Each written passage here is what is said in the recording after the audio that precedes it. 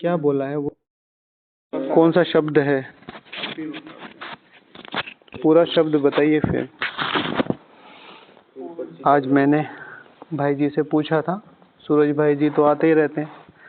मैंने कहा कि आजकल आज एक्चुअली दो माताएं आई और दोनों ने एक ही क्वेश्चन पूछा कि आजकल खाने पीने के पीछे बहुत लोग वो कर रहे हैं, तो क्या करना चाहिए। तो मैंने भाई जी से पूछ लिया, मैंने कहा भाई जी क्या करना चाहिए, बताते तो हैं ही और मतलब सब जगह चल ही रहा है। तो भाई जी ने कहा कि इन चीज़ों में जाने की ज़रूरत नहीं है और फिर लॉजिक वगैरह तो क्या ही बताएंगे भाई जी, तो सिंपल सिंपल बातें बताई कि भाई इन चीज़ों में टू मच नहीं जाना है। बस ब्रह्मा भोजन आपके ऊपर तभी काम करेगा जब आप उसे बिना हवज के साइलेंस और योग में खाओगे, नहीं तो वो आप पे काम नहीं करेगा। और बाबा ने बोल दिया है कि जब भाई सारी विटामिन्स हैं तो सारी हैं। और फिर अंत की बात बताई उन्होंने कि अंत में दाल रोटी मिलेगी, तो फ्रूट्स कहाँ से लाएंगे। दाल रोटी को तो प्रिजर्व किया जा सकता है, फूड को प्रिजर्व नहीं किया, चलो वो भी मान लो। फिर कई कई लॉजिक बताते हैं, जैसे कहते हैं कि ऐसे मतलब ये सब चीज़ें भी हिंसा में आती हैं एंड ऑल। खैर उनमें ज़्यादा डिस्कशन नहीं करेंगे। तो भाई जी ने फिर सिंपल ये बताया कि अगर ज्ञान योग के साथ बाबा मन और आत्मा को देखता है, ठीक है, नो डाउट फ्रूट उसमें मैटर करता है, लेकिन इतना मैटर नहीं करता है कि आप सारे दिन उसी में ही बुद्धि चली जाए। तो फिर अगर आप कर सकते हो आसानी से करो, कोई दिक्कत नहीं है, लेकिन जब कितने सालों की प्रक्रिया है, कितने सालों की, तो हमारी बॉडी उसके अकॉर्डिंग बनी हुई है, तो फिर उस तरीके से रिस्पॉन्ड करने में मुझे जो टाइम लगेगा, और हमें उस चीज़ की पूरी नॉलेज नहीं है, और उस चीज़ पे अगर फिर कुछ ऊपर नीचे हो गया फिर उसको संभालने में टाइम लगेगा। इसलिए सिंपल सिंपल उन चीज़ों का ध्यान रखो जिन चीज़ों से हम अपने आप को अवेयर कर सके, अवेक कर सके। तो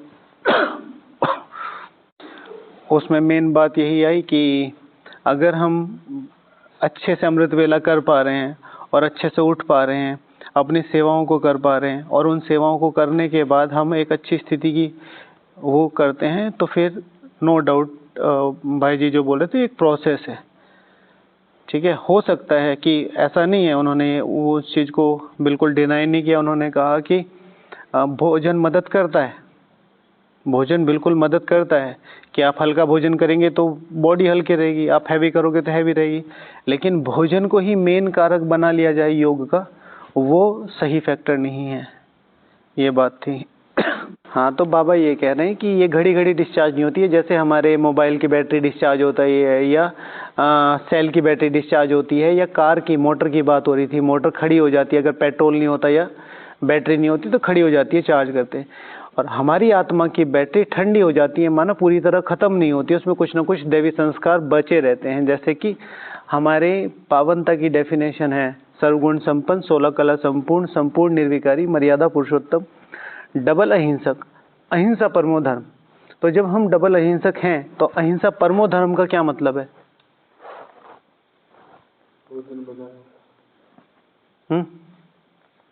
पता है दीदी? नहीं कभी सोचा? फिर क्या कर रहे हो मधुबन में रह के? और आत्मा पवित्र हो गया। शरीर और आत्मा पवित्र तो डबल अहिंसा में आ गया ना भाई। शरीर की पवित्रता, ठीक है, संपूर्ण कामनाओं से परे, किसी भी प्रकार के काम विकार की इच्छा नहीं। काम विकार एक स्थूल, एक है कामनाएं, ये करूं ये करूं ये करूं उससे परे। दूसरा है आत्मा की पावनता, ठीक है, आत्मा अपनी संपूर्ण सतो प्रधानता और पावनता में। रॉकेट साइंस जो है ना, एबीसी पढ़ने वालों को नहीं समझ आएगी। तो डबल अहिंसक क्या है? डबल अहिंसक शरीर की पवित्रता प्लस आत्मा की पवित्रता, अहिंसा परमो धर्म। हमारी आत्मा बैटरी, आत्मा की जो बैटरी है वो ठंडी हो जाती है, तो परम धर्म अंत तक वो जो धारणाएं हैं सारी अहिंसा की, हाँ, दिव्यता की, निर्विकारिता की, मर्यादाओं की, वो हमारी आत्मा के अंदर अभी तक बची हुई है। तो इसको, हाँ, इसको कैसे नाप सकते हैं? आप अपने जीवन में देखते हो, नॉर्मल लोगों से आपकी नेचर बहुत अलग थी। आप स्कूल में चले जाओ, आप अपने कॉलेज में चले जाओ, आप अपने अभी जो पुरुषार्थी हैं उनकी कम्युनिटी में और आज के ब्राह्मणों की कम्युनिटी में आप अपने आप को चेक कर सकते हो।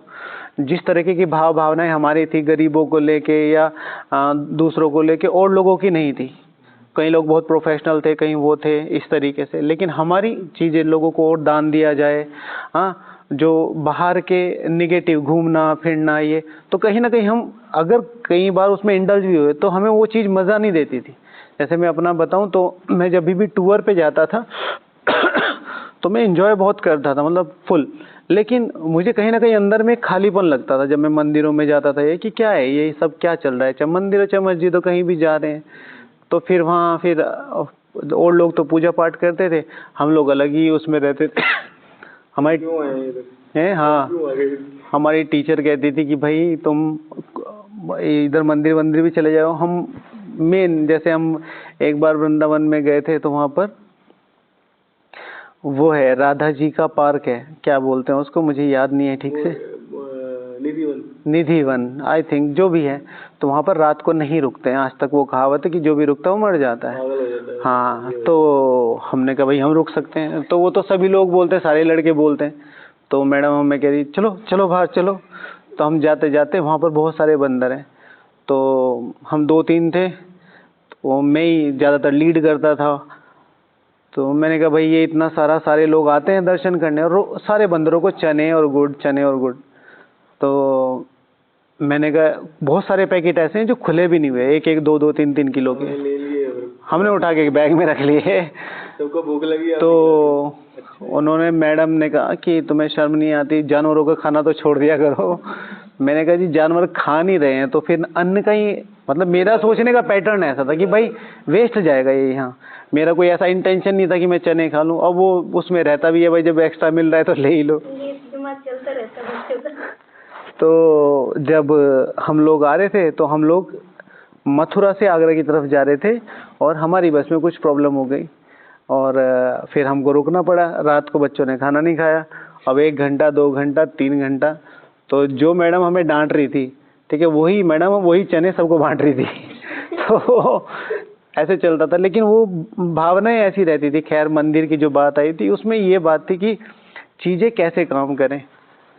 तो डबल अहिंसक, अहिंसा परमो धर्म जो आप बात पूछ रहे हैं कि बैटरी कैसे, तो बैटरी ठंडी का मतलब है कि पूरी तरह डिस्चार्ज नहीं होती है, ठंडी रहती है, मतलब उसमें कुछ गुण और मर्यादाएं और हमारी जो दिव्यता है वो बची रहती है। तो उसे कहते हैं अहिंसा परमो धर्म, मतलब अहिंसा हमारे परम धर्म तक रहती है। तो अहिंसा का मतलब सिर्फ काम विकारी नहीं है। अहिंसा हमें पवित्रता भी अच्छी लगती है, हिंसा हमें वैसी भी अच्छी नहीं लगती, जो ब्लड शेड वगैरह होती है वो भी अच्छी नहीं लगती, हमें मार पिटाई भी अच्छी नहीं लगती, ठीक है। तो वो मन में हमारे दिव्यता बची। परम आपने कहा था 84 जन्म, परम मतलब पूरा 84 जन्मों का चक्र क्या है, परम। 84 से ऊपर तो कुछ नहीं है ना। बाबा कहते हैं तुम, ये अविनाशी ड्रामा है, अविनाशी drama is maximum about 84 birth. बाबा कहते हैं कि तुमने अविनाशी पार्ट बजाया। अविनाशी माना 84 जन्मों में सर्वोच्च जन्म, सर्वोच्च पाठ विद सर्वोच्च पद। ओके, अच्छा। इस पे मेरे विचार चला था। जैसे एक मोबाइल बंद हो जाता है तो मैसेज तो आते रहते जब वो खोलो तो एकदम रिसीव होता है, हर तरह की उसमें आता है। तो उसमें से हमें कौन सा काम का है, कौन सा नहीं है, उसको हमें देखना है, उसको हमें यूज करना है। शांति स्थान पे बैठा था तो इस पे ये विचार चला। तो ये क्या है, ठीक है? हाँ अच्छा है ना, लेकिन वो अच्छा है। उस तरह से नहीं सोच रहे ना जिस तरह से सोचना चाहिए। मतलब कि हम जैसे ऊपर चले गए, यहाँ डेथ हो गई, उसके बाद भी मैसेज जैसे फॉरवर्ड होते हैं, अगले जन्म में हमें वापस आते हैं, ये मतलब हुआ ना। आत्मा की बात हो रही ना। नहीं, तो आज बाप दादा बोल रहे थे कि जो रिलीजन इज माइट कहा जाता है, हाँ, religion is might. What is religion? बाबा ने रिलीजन की क्या डेफिनेशन दी है? व्हाट इज धर्म? धारणा। बाबा ने मुरलियों में जो डेफिनेशन दी हुई है धर्म की, वो ही धारणा। अगर हमारे अंदर धारणा नहीं है तो हम धर्मी नहीं है, अधर्मी है, ठीक है। तो धर्म इज इक्वल्स टू धारणा। तो बाबा बोलते हैं रिलीजन इज माइट कहा जाता है, देवताएं धर्म, देवता धर्म में ताकत है, विश्व के मालिक हैं। क्या ताकत थी? बाबा क्वेश्चन कर रहे क्या ताकत थी? कोई लड़ने आदि की ताकत नहीं थी, ताकत मिलती है सर्वशक्तिवान बाप से। तो फिर इस पे क्वेश्चन बनाया था, देवता धर्म में ऐसी कौन कौन सी ताकतें थी जो विश्व के मालिक थे? देवता पहले तो 6 वो वाली है, सर्वगुण संपन्न 16 ना ना ये वाली ताकत है ना ना ना, ये ताकतें नहीं। हाँ वैसे तो यही कहा जाएगा, क्योंकि वो सारी चीजें उनकी डेफिनेशन वहां बनी है। लेकिन देवताएं की जो ताकत थी जिससे वो सारे विश्व के मालिक बने, तो उसमें पहले जैसे हमारी पूरी पावनता की डेफिनेशन आती है, सर्वगुण संपन्न, 16 कला संपूर्ण, संपूर्ण निर्विकारी मर्यादा पुरुषोत्तम, वो तो है ही। लेकिन जैसे शिव भगवान वाच अभी अभी 1 हफ्ता भी नहीं हुआ होगा, बाबा ने कहा, हाँ, तो बाबा ने कहा था देवता तुम्हें यहाँ बनना है, देवता तुम्हें यहाँ बनना है, तुम वहाँ संस्कार लेके जाओगे। तो वहां पर ऐसे ऐसे कौन कौन सी ताकतें थी? जैसे इस तरह से इसको लिखा ना कि यहाँ फोटो के ऊपर लिखा हुआ आत्मिक स्वरूप, ठीक है। जितना ज्यादा मैं यहाँ आत्मा को फोकस करके चलूंगा, जिसके लिए बाबा बार बार अभ्यास करवाता है। जो आत्मा भी आत्मा का अभ्यास नहीं कर रही है दिन में कम से कम 1 से 1.5 घंटा, ठीक है, आधा घंटा सुबह, आधा घंटा शाम, आधा घंटा दिन में, मुरली उससे बहुत दूर है, बहुत ज्यादा दूर है। मतलब आप अगर ये ऐसे समझो कि कहीं दूर एक गुड़ की फैक्ट्री लगी हुई, आपका गुड़ खाने का पूरा मन कर रहा है और उसकी खुशबू आ रही है आपके छत पे, शायद उतनी बस। अगर आत्मा की प्रैक्टिस नहीं हो रही, मुरली को या भगवान को बिना आत्मा के नहीं समझा जा सकता। और खास तौर से मैं कौन सी आत्मा हूं जो बाबा ने बोला, तो आत्मिक स्वरूप, और वो यहाँ तैयार करना पड़ेगा। लेकिन उससे भी फिर छोटे छोटे, जैसे मैंने एक चीज लिखी है कि अगर देवता धर्म में जो कौन सी ताकत थी जो वो विश्व के मालिक बने, तो उसमें थी व्यवहार। व्यवहार ताकतवर बना सकता है, ठीक है, व्यवहार ताकतवर बना सकता है। आजकल देखो, जैसे बाबा ने कहा था कि भारत विश्व गुरु बनेगा, बाबा ने बोला हुआ है मुरलियों में कि बाबा भारत की ही जय जयकार होगी। हाँ, तुम्हारे हाथों में सत्ताएं आ जाएंगी, तैयार हो आप लोग? हाँ, चला लोगे?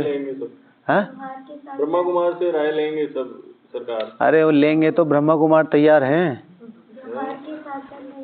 खुद को चलाने की भी तैयार हो रहे हैं ना। बाबा कर तो रहा है, हम दूसरों को चला रहे हैं लेकिन खुद को चला नहीं सक रहे हैं, खुद को नहीं चला पा रहे।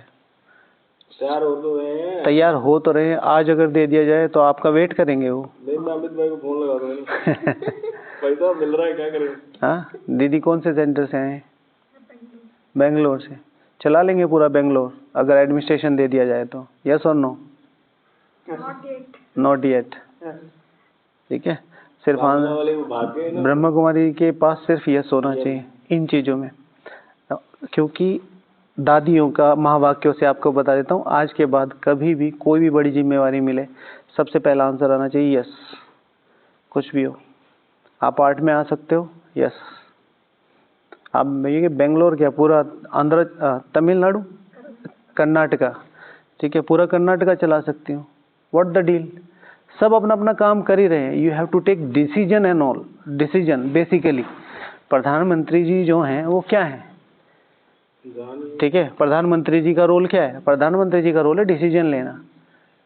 28 सीनियर IAS मेंबर्स की कैबिनेट है उनकी, जो सारा दिन यही सोच रहे ये सही है, ये सही नहीं है, ये सही है, ये सही नहीं है, और हम जाके बस हमें डिसीजन यस और नो। और उन्होंने बता दिया सर इस इसके ये ड्रॉबैक है, सर इस इससे ये फायदा, अच्छा ठीक है इम्प्लीमेंट, अच्छा नहीं अभी नहीं, अच्छा वेट, समझ रहे?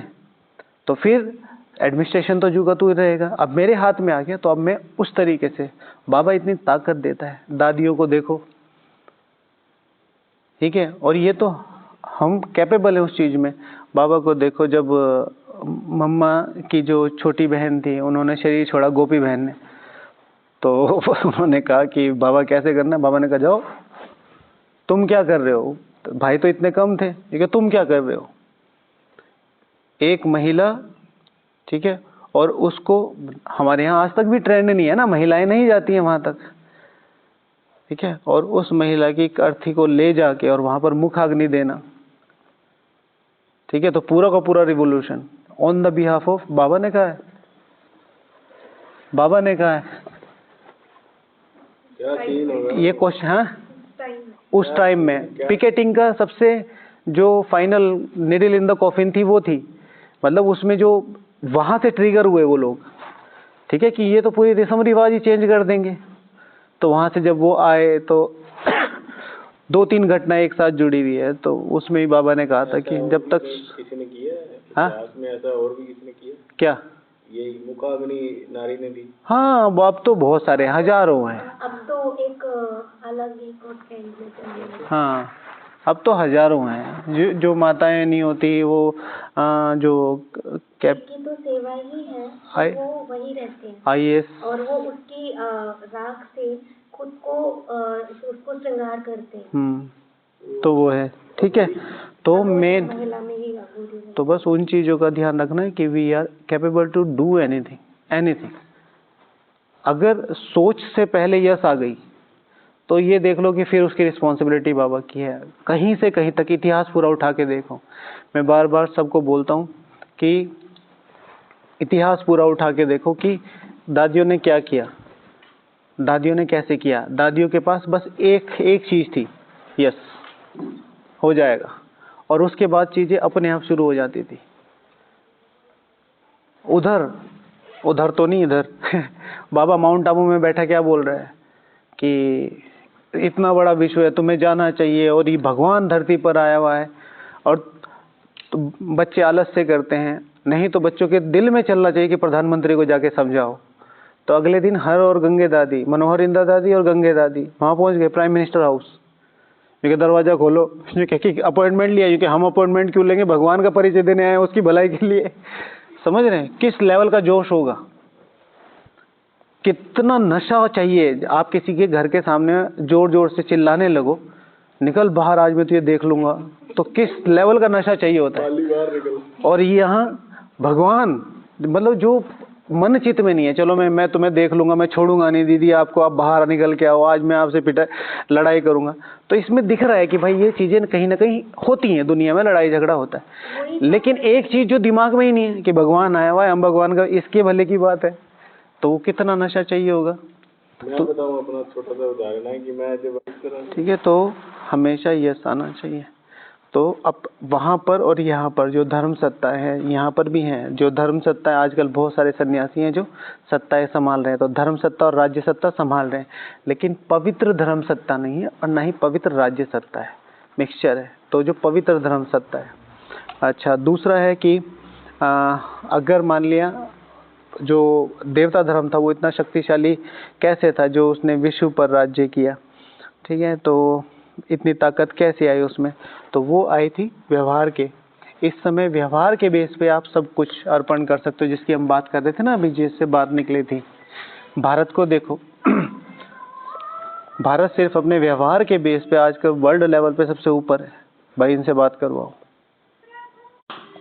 बाबा ने कहीं भारत को एक दूसरे से बात कराने के लिए बीच में माना एक मेन प्लेयर बन के उभर रहा है हर चीज़ में, बड़ी बड़ी चीज़ों में, इकोनॉमी में, और उसमें भी अगर आजकल का सिनेरियो देखा जाए तो हर एक, मतलब एक बड़ा ग्रुप भारत को डिफेम करने में लगा हुआ है बाहर की दुनिया में, इकोनॉमिकली, फाइनेंशियली और वर्बली और रिलीजियंस वाइज सब कुछ। लेकिन क्योंकि अब नया इंटरनेट का ज़माना है तो सब लोग जान रहे हैं भारत की हकीकत, तो वो भी एक उल्टा दाव पड़ रहा है उनका, क्योंकि लोग आकर्षित तो होते ही हैं। भाई एक चीज़ पे जाओगे, आप एक वीडियो देखोगे कि भाई मधुबन क्या है, तो दूसरी भी तो देखोगे कि मधुबन में और क्या क्या होता है, फिर तीसरी भी तो देखोगे। तो इस तरीके से करके एक अच्छी वो बन रही है व्यवहार की तरह से। अगर हम अपना व्यवहार सुधार लें तो विश्व में जो वो जो ताकत थी, देवताओं में जो ताकत थी, जो विश्व में देवता धर्म में ऐसी कौन कौन सी ताकत थी जो विश्व के मालिक थे, उसमें थी व्यवहार करने की ताकत। और फिर जैसे बाबा ने आज बताया कि कोई भी इस विश्व पे राज्य नहीं कर पाया सिर्फ देवताओं के अलावा, बाहुबल की बात है ही नहीं है। तो इसी तरीके से यहाँ पर जो मैंने उस चीज़ से निकाली ये बात कि यहाँ पर भी अगर हमें सारी विश्व पे राज्य करना है तो सबसे पहले ब्राह्मण परिवार पे राज्य करना पड़ेगा। और ब्राह्मण परिवार पर राज्य करने का तरीका बाहुबल नहीं है, ईश्वरीय बल है, धारणाओं का बल है, मर्यादाओं का बल है। और फिर उसे कंपाइल करें तो व्यवहार आ जाता है। ज्ञान आप अपना कर रहे हो, हमें क्या मतलब है, चलो आपने कभी कभार हमें क्लास करा दी। योग आप अपना कर रहे हो भाई, अपने विकर्म विनाश कर रहे हो, हमें क्या फायदा है। धारणाएं आप कर रहे हो भाई, आपको मिलेगा। मेरे से तो व्यवहार बताओ, आप कितना मीठा बोलते हो। मुझे तो ये बताओ, आप जब सेवाओं में आते हो तो मेरे लिए कितना हम्बल हो, आप इनके लिए कितना हम्बल। लोग व्यवहार को देखते हैं ना। मैं शुरू में आया तो मैं सूर्य भाई को अच्छा, और तो देवता गुस्सा नहीं किया। देवता धर्म में इतनी ताकत किस लिए थी, क्योंकि वो पवित्र थे, अखंड पवित्रता थी उनकी। तो यहाँ पर भी अगर विश्व का मालिक बनना है, उस ताकत को जमा करना है कि विश्व के मालिक बने, तो क्या थी, पवित्रता। और पवित्रता आती किससे है, पवित्रता। वैसे तो बेस पवित्रता है, आता स्वराज्य है। लेकिन जब मुझे स्वराज्य की ताकत अपने अंदर लानी है, बड़ा सोचो, छोटे छोटे स्टेप लो, लेकिन सोचो बड़ा। हमेशा पूरे दिन में 8 घंटे का ही लक्ष्य रखो, फिर होगा वो 15-15, 20-20 मिनट, 1-1 घंटा, आधा-आधा घंटा बैठ गई, लेकिन लक्ष्य रखो बड़ा। तो जितना ज़्यादा ताकत हम लगाएंगे अपने स्वराज्य में, पॉइंट तो बहुत बड़ा है, लेकिन छोटी छोटी चीज़ें, क्या खाना है क्या नहीं खाना है, स्वराज्य है। अमृत वेला उठना है नहीं उठना है, या देर से उठना है, स्वराज्य है। चलो जल्दी नहीं उठे, आलस से आ रहा था, आधा स्वराज्य तो करो, अब टाइम पे तो उठो, तो स्वराज्य। फिर इसी तरीके से खाने पे, सोने पे, घूमने में, फिरने में, जो छोटी छोटी चीजें हैं। फिर बड़े बड़े बड़े बड़े आत्मा के लेवल पर वो चीजें अपने आप ही। पूरे दिन का योग और पूरे अमृत वेले का योग हमारी पूरी दिनचर्या के ऊपर डिपेंड करता है, हमारा योग लग रहा है कि नहीं लग रहा है। हाँ जी, कोई अपनी नियम धारणाएं पूरी निभा रहा है, लेकिन फिर भी उसमें परिवर्तन नहीं आ रहा है, तो क्या करें। तो दादी गुलजार जी से एक बहन ने ये क्वेश्चन पूछा था कि नहीं दादी निर्मल शांता जी से। तो जहाँ तक मुझे याद है ये इंसिडेंस ऐसा है कि उन्होंने कहा कि ये सुधरती ही नहीं है। और नहीं दादी गुलजार जी से बिल्कुल श्योर हूँ, दादी गुलजार जी से। तो दादी गुलजार जी से पूछा ये कि बड़ी दीदी मुझे ऐसे करती है सेंटर पे ऐसे होता है, तो अब मैं क्या करूं, मैं परेशान हो गई। तो दादी गुलजार जी कहती है तू उसकी माँ बन जा, ठीक है ना। तो माँ को बच्चे का फिर कुछ नहीं दिखाई देता, माँ को सिर्फ प्यार देना आता है। और ब्राह्मण जीवन में सर्वाइव करने का एकमात्र तरीका है झुक के चलना, क्योंकि अगर आप उठ के चले तो फिर माया तो रुस्तम से पहले बाद में लड़ेगी, पहले इधर से, है ना। ब्राह्मण परिवार में आपको किसी को भी शो नहीं करना है, बहुत अच्छे पुरुषार्थी हो, और ना ही शो करना है, आप बिल्कुल भी पुरुषार्थ नहीं करते, बीच का बंदर बन के रहना है, ठीक है ना। जैसे कल बात हुई वानर, ठीक है ना, मैं वन में हूँ लेकिन हूँ मैं नरी, लेकिन लोग क्या समझ रहे हैं, बंदर, ठीक है। तो उस तरीके से जब मेरे बात मेरी धारणाओं की, मेरी मर्यादाओं की आ जाए, तब कोई मेरा साथी नहीं। लेकिन जब आप परिवार की आ जाए तो हर टाइम खड़े रहना, हर हाल में खड़े रहना, उनकी बीमारी में, उनके अच्छे में, उनके बुरे में, जहाँ पर भी जरूरत हो श्रीमत अनुसार, है ना। यही थी कि उनके जीवन की वैल्यू थी। ब्राह्मणों ने वो ताकत कहाँ जनरेट करी, यहाँ पर, जो वो विश्व के मालिक बन गए। बाबा ने कहा ना देवता तुम्हें यहाँ बनना है, तो उन्होंने अपनी जीवन को वैल्यू दी, स्वयं को वैल्यू दी। आज हम जरा सी बातों पे, जरा सी चीज़ों पे स्वयं को वैल्यू देना बंद कर देते हैं, स्वयं की चीज़ों को अंडर एस्टिमेट करते हैं। मैं योग कर रही हूँ, किसी ने मुझे ये बोल दिया कि आप योग नहीं करते हो, या आप सो रहे थे, उन्होंने अपने जीवन को वैल्यू दी। देवता यहाँ बने हैं, वहाँ नहीं बने। तो बाबा ने अभी पिछले वीक की मुरली में भी कहा था तुम्हें यहाँ बनना है, फिर वहाँ तो तुम प्रारब्ध भोगोगे। तो यहाँ अपने जीवन को वैल्यू देना। आपके अलावा आपके जीवन को, आपके पुरुषार्थ को, आपके समर्पण को सिर्फ भगवान जानता है। इसलिए मैं कहता हूँ आप पुरुषार्थी हो, मैं कहता हूँ आप पुरुषार्थी नहीं हो, मैं कहता हूँ आप योगी हो, मैं कहता हूँ आप योगी नहीं हो, सबकी बातों को रेस्पेक्ट देते हुए आगे बढ़ना है। मैंने आपको बोल दिया आप बिल्कुल योग नहीं करते, तो अगर आपका योग लग रहा है तो आपको सिर्फ समाना है, और आपका योग नहीं लगता और मैं बोल रहा हूँ तो आपको अपने में इम्प्रूवमेंट करना है। ये एकमात्र तरीका है आगे बढ़ने का। अगर हम सोचें कि हम दूसरों को बोलने लगे हैं हाँ हाँ हमने आपको भी देखा है और ये और वो, तो फिर क्लैशेस होते हैं। तो देवता धर्म में ताकत क्यों थी? क्योंकि वो अपने को वैल्यू देते थे, ठीक है। और फिर हाँ भगवान को वैल्यू देते थे। फिर उनमें ताकत क्यों थी? हाँ अकलमंद माना हाँ, व्हाट इज बुद्धि वाला, कैसे डिसाइड करेंगे? सपोज टू बी मैं बहुत अजीब अजीब सी हरकतें कर रहा हूँ, मतलब मुझे बुद्धि वाला कैसे कहेंगे आप?